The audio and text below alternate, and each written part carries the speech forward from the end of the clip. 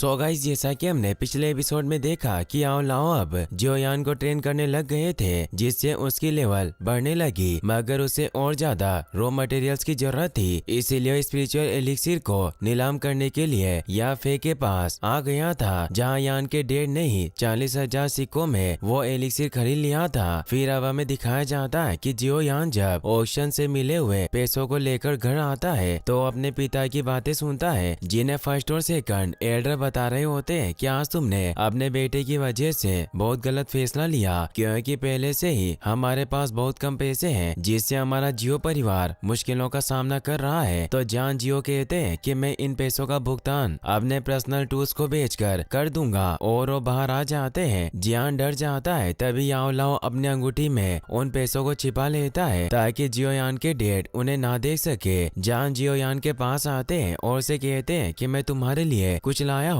फिर वो उसे स्पिरिचुअल एलिक्सिर देते हैं। इससे वो खुश होता है और अपने डैड को गले लगाकर कहता है कि मैं अपनी लेवल बढ़ाने की पूरी कोशिश कर रहा हूँ। तो वो कहते हैं कि मुझे पता है कि तुम बहुत मेहनत कर रहे हो। जियोयान अपने कमरे में आ जाता है और सोचता है कि अब मुझे आज रात ही लेवल 6 पर पहुंचना होगा। मैं अपने पिता को और ज्यादा निराश नहीं कर सकता। याओ लाओ से कहते हैं कि मैं तुम्हें चेतावनी दे रहा हूँ कि तुम्हें इतनी जल्दबाजी नहीं करनी चाहिए। जियोयान कहता है कि इससे कोई फर्क नहीं पड़ता। याओ लाओ कहते हैं कि फिर तो ठीक है, तुम्हें बहुत कड़ी मेहनत करनी होगी, और अब वो प्रैक्टिस करने लग जाते हैं। वो दिन रात मेहनत करता है। वो क्रशिंग स्किल सीखने के लिए बांस को हिट कर रहा था, जिससे उसे हाथ में बहुत दर्द होता है। इसीलिए याओ लाओ को कहता है कि भले ही इस टेक्निक में बहुत पावर हो, पर इससे मेरा हाथ भी टूट सकता है। याओ लाओ बताते हैं कि ऑक्टाडिक क्रशिंग टेक्निक बहुत उपयोगी और फायदेमंद है, मगर तुम्हारी पावर कम होने की वजह से तुम इसे नहीं सीख पा रहे हो। इसीलिए तुम्हें फायर विंड पाम और वैक्यूम पाम को सीखने पर फोकस करना चाहिए। एक छोटे बांस को उठाकर फायर विंड पावर से तोड़ देता है। याओ लाओ कहते हैं कि तुम्हारा प्रयास बुरा नहीं था, तुम बहुत जल्दी प्रोग्रेस कर रहे हो, क्योंकि वो 6ठे लेवल पर पहुंच चुका था। जियोयान मास्टर से कहता है कि मुझे लेवल 7 पर पहुंचने में कितना वक्त लगेगा। याओ लाओ से बताते हैं कि लेवल 7 तक पहुंचने के लिए तुम्हें डूची के लेवल को इंटरमीडिएट से एडवांस तक बढ़ाना होगा, और ये तुम्हारी बहुत सारी ऊर्जा को कंज्यूम करेगा। इसीलिए तुम्हें अपने दिमाग को शांत रखना होगा, और तुम अपने पिता की वजह से जितनी ज्यादा जल्दबाजी करोगे उतनी ज्यादा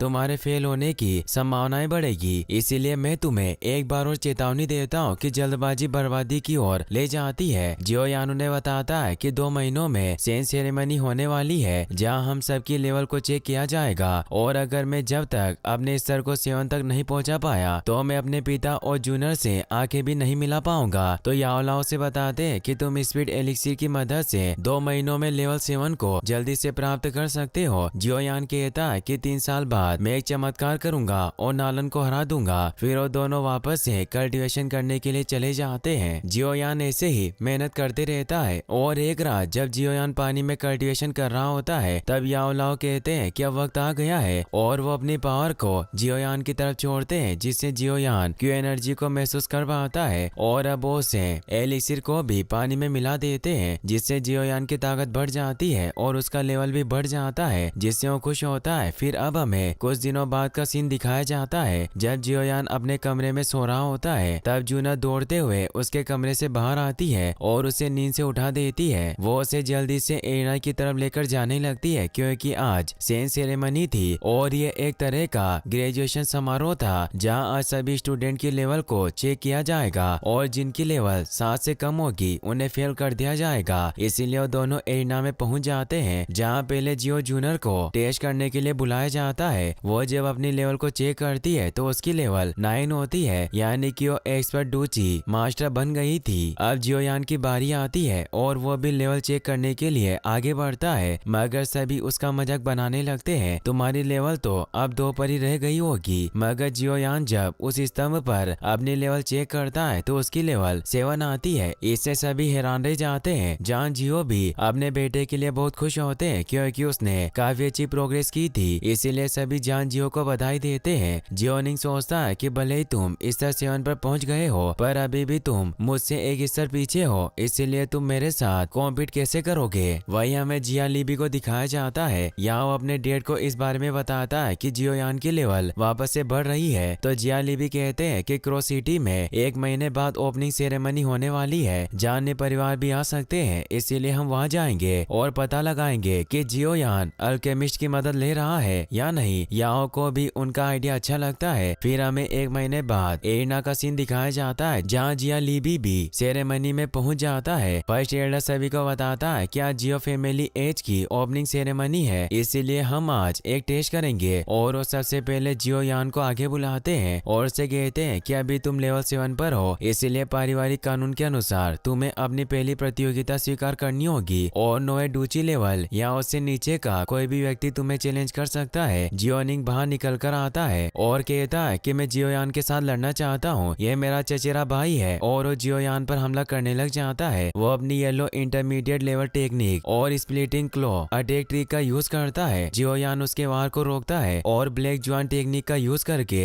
निंग के आयरन माउंटेन फिस्ट हमले को रोक लेता है। सभी उनकी इस लड़ाई को देखकर खुश होते हैं। जियो निंग भी हैरान होता है कि आखिर जियोयान मेरा हमला कैसे रोक सकता है। तभी यान की पावर बढ़ने लगती है और मास्टर याओ लाओ उसे बताते हैं कि तुम्हारे आखिरी वार की वजह से स्पीड एलिक्सिर एक्टिवेट हो गया था, इसीलिए तुम्हें थोड़ी देर इसे सेंड करना होगा और तुम लेवल 8 पर पहुंच जाओगे। मगर तभी जियो निंग उस पर हमला करता है, लेकिन जियोयान उस पर हमला करके विंड पाम फायर टेक्निक से उसे दूर फेंक देता है, जिसे देखकर सभी हैरान रह जाते हैं। जिया ली भी अपने एक आदमी से कहकर निंग के लिए एक पिल भेजता है। वो आदमी उसे कहता है कि इससे तुम्हारी पावर बहुत बढ़ जाएगी। तो निंग उस गोली को खा लेता है, जिससे उसकी पावर कई गुना बढ़ जाती है। या फिर समझ जाती है कि निंग ने अपनी पावर को बढ़ाने के लिए लोन पिल का यूज किया है, जिसे इलीगल पिल माना जाता था। इसीलिए सभी निंग पर गुस्सा होने लगते हैं। निंग जियोयान को कहता है कि मरने के लिए तैयार हो जाओ। याओ लाओ जियोयान से कहते हैं कि निंग ने अपनी पावर को बढ़ाने के लिए पिल का इस्तेमाल किया है, इसीलिए अगर तुम उसे हरा दोगे तो तुम मेरी परीक्षा में पास हो जाओगे। निंग जियोयान पर हमला करने जाता है, मगर जियोयान उस पर एक जोरदार वार करता है, जिससे वहाँ की पूरी जमीन में दरारें आ जाती है और निंग बुरी तरह से घायल होकर नीचे गिर जाता है। सेकंड एल्डर जब निंग को चेक करते हैं तो उन्हें पता चलता है कि उसका हाथ टूट गया है, इसीलिए जियोयान को कहते हैं कि तुम बहुत क्रूर हो। फर्स्ट एल्डर कहता है कि निंग ने फॉरबिडन पिल का यूज करके नियम तोड़े, इसीलिए गलती निंग की है, इसे 3 महीने कैद की सजा होनी चाहिए। और अगर जियोयान ने निंग को नहीं हराया होता तो इसे कड़ी सजा दी जाती। और वो ऐलान करता है कि जियोयान विजेता है। जूनर और जान जियो इससे खुश होते हैं। जियोयान अपने मास्टर को कहता है कि हम जीत गए। तो याओ लाओ से कहते हैं कि ये सब निंग की वजह से हुआ, अगर वो तुम पर घातक हमला नहीं करता तो तुम इतनी जल्दी लेवल अप नहीं कर सकते थे। फिर हम देखते हैं कि जिया ली भी काफी परेशान होता है। वो अपने बेटे से कहता है कि अगर जियोयान ऐसे ही अपने लेवल को अप करता रहा तो हमारे लिए जियो परिवार को मिटाना नामुमकिन हो जाएगा और उल्टा हमारा जियाली परिवार ही नष्ट हो जाएगा। याओ ने कहता है कि मेरे पास एक आइडिया है और वो शियोशी नाम के आदमी को वहाँ बुलाता है, जो 2 लड़कियों के साथ वहाँ आता है। याओ अपने डेट को बताता है कि एक अल्केमिस्ट है और उसे अपने डेट से मिलवाता है। लियोशी उन्हें कहता है कि तुम्हें इतना ज्यादा विनर होने की कोई जरूरत नहीं है, मैं तुम्हारी जियो परिवार को मिटाने में मदद करूंगा। बस मेरी एक रिक्वेस्ट है कि तुम्हें मेरे काम के बदले मुझे लड़कियां लाकर देनी होगी। मगर जिया ली भी को लियोशी अच्छा नहीं लगता,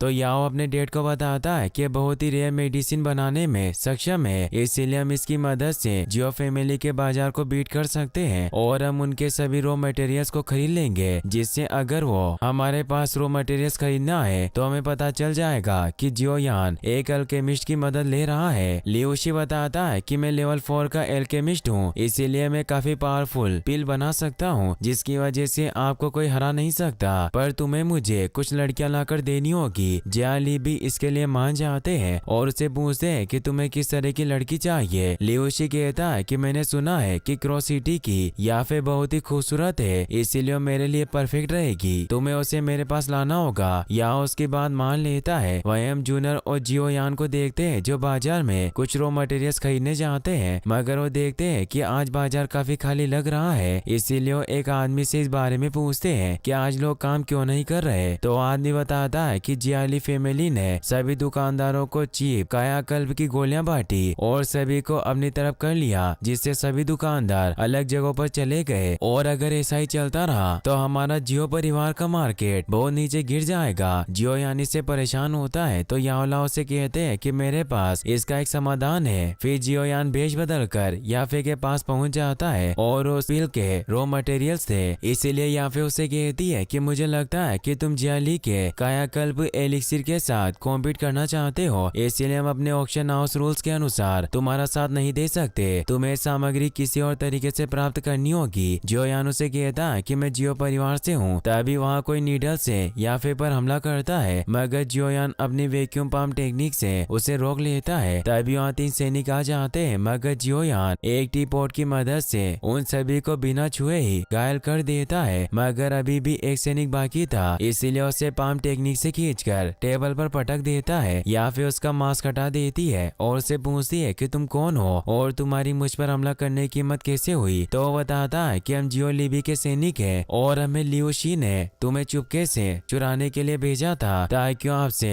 मनोरंजन कर सके। याफे को उस पर बहुत गुस्सा आता है और वो उसे चाटे मारकर वहाँ से भगा देती है। जियो लिबी की इस हरकत से उसे बहुत गुस्सा आता है और अब वो जियोयान से पूछती है कि तुम जियो परिवार की मदद क्यों करना चाहते हो। तो जियोयान कहता है कि उन्होंने पहले ही मुझ पर एक एहसान किया था जिसे मुझे चुकाना है। या फिर उसकी मदद करने के लिए तैयार हो जाती है, मगर वो एक शर्त रखती है कि मैं तुम्हारा चेहरा देखना चाहती हूँ। तो उसे अपना फेस दिखाता है। या फिर इससे हैरान होती है कि वो जियोयान है और उसे कहती है कि तुम हमेशा लोगों को आश्चर्यचकित करते हो। जियोयान कहता है कि मुझे इन बातों को सीक्रेट रखना है। वही हम जियालिबी को देखते हैं जो अपने बेटे को कहता है कि लियोशी की वजह से या फिर हमारे खिलाफ हो गई है। याओ ने कहता है कि आपको चिंता नहीं करनी चाहिए, ऑक्शन हाउस से हमें खबर मिली या फिर अभी भी हमें जरूरत के मटेरियल्स प्रोवाइड करेगी, लेकिन उसने उन मटेरियल्स की कीमत को 5 गुना बढ़ा दिया है। जियालिबी कहते हैं कि ये सब लियोशी की वजह से हुआ है, मगर या फिर अभी भी हमारे साथ के कनेक्शन को नहीं तोड़ना चाहती, इसीलिए हम बहुत भाग्यशाली है। तो याओ ने कहता है कि याफे ने हमें मटेरियल की कीमत चुकाने के लिए 2 दिन दिए हैं और हमारे पास अभी इतने पैसे नहीं है। जियालिबी कहता है कि अगर हम जियो परिवार को हराना चाहते हैं तो हमें 5 गुना